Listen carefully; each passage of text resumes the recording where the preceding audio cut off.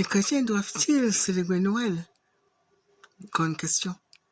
Toujours est-il que chaque année, lorsque j'étais plus jeune, en période de fête de Noël, je me promenais en ville et m'arrêtais souvent devant les vitrines pour voir s'il y avait une crèche.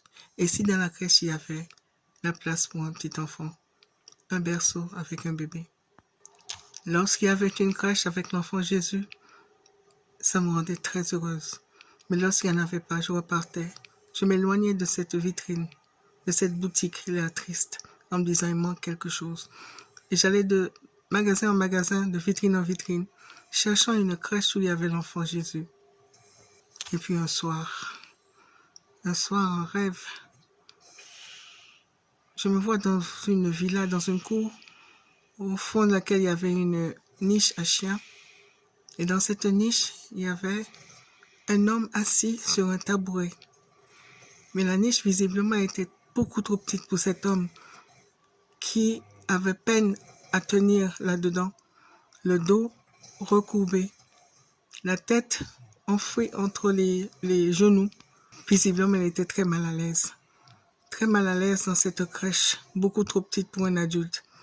Et puis une voix dans ma tête me disait, je cherche l'enfant Jésus dans une crèche, mais le bébé a grandi depuis. Il est maintenant trop grand pour la crèche. Pourquoi continues-tu à chercher dans une crèche quelqu'un qui n'y est plus, qui ne peut plus entrer dans une crèche?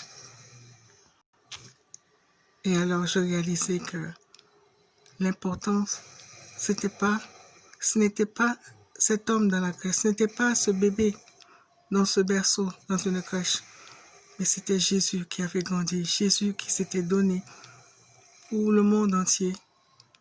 Jésus dont le sang avait coulé pour le rachat de nos péchés. Jésus qui nous avait laissé ses commandements, qui nous avait demandé de faire une chose, de veiller et de prier. Jésus qui nous avait demandé de prendre la Sainte Seine en disant « Faites ceci en mémoire de moi ».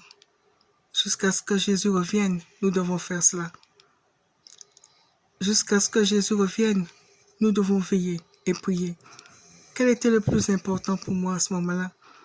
Je pris conscience du fait que je devais focaliser mon attention non sur l'enfant Jésus, l'enfant qui n'est plus un bébé, mais sur celui qui a grandi et qui m'a montré le chemin, celui qui a donné sa vie pour me sauver, celui dont le sang précieux a coulé, celui qui revient, celui qui veille sur moi désormais. L'important était à ce moment-là de me souvenir de ces commandements, d'essayer de les mettre en pratique, de veiller, de prier, de nous aimer les uns les autres. Et depuis ce jour-là, je ne cherche plus l'enfant dans la crèche, mais je demande simplement au Seigneur Jésus de m'aider à me tenir sur le chemin, car ce n'est pas facile. De ne pas me laisser m'en éloigner une seule seconde. Je demande à Jésus de me donner la force, de nous donner la force de tenir compte de ses recommandations. Ce n'est pas facile.